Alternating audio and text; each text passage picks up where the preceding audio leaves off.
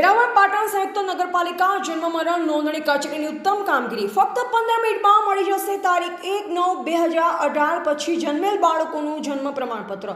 નગરપાલિકા પ્રમુખ શ્રી પલ્લવીબહેન જાનીના હસ્તે વાલીઓને પ્રમાણપત્ર અપાયા.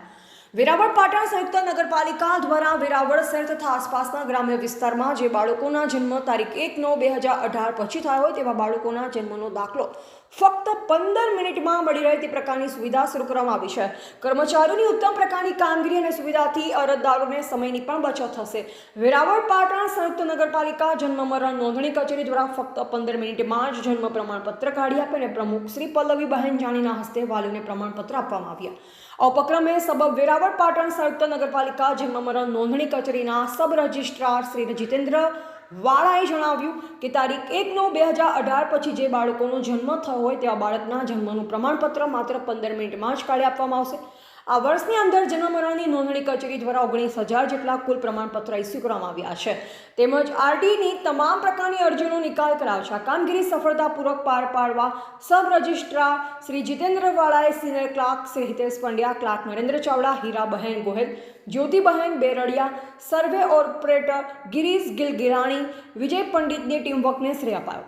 તેમજ નગરપાલિકા પ્રમુખ શ્રી દ્વારા ઉત્તમ કામગીરી કરનાર જન્મ મરણ નોંધણીના તમામ કર્મચારીઓને સન્માનિત કર્યા હતા. હું જીતેન્દ્રસિંહ વાળા, સબ રજિસ્ટ્રાર જન્મ મરણ. આજે અમે એક સુવિધા ચાલુ કરી રહ્યા છે. જે બાળક 1/9/2018 પછી જન્મેલા હોય તેને ફક્ત 15 જ મિનિટમાં સર્ટી આપવામાં આવશે. એ પહેલાં અમારા માણસો દ્વારા છેલ્લા 4 માસથી રાતના 1 વાગ્યા સુધી જે મહેનત કરી છે ને અમે આરટીઈના તમામ અરજીનો નિકાલ કરેલ છે. એ સિવાય અમે આ વર્ષની અંદર 19,000ની ઉપર તો ઓલરેડી અમે સર્ટી ઇસ્યુ કરી આપ્યા છે.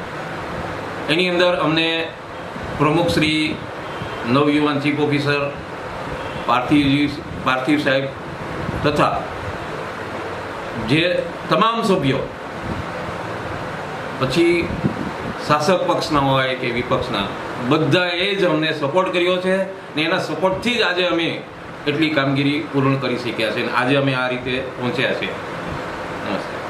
એવા ઝુબેર કસાસિયા, સંબંધ ભારત ન્યૂઝ, ગીર સોમનાથ.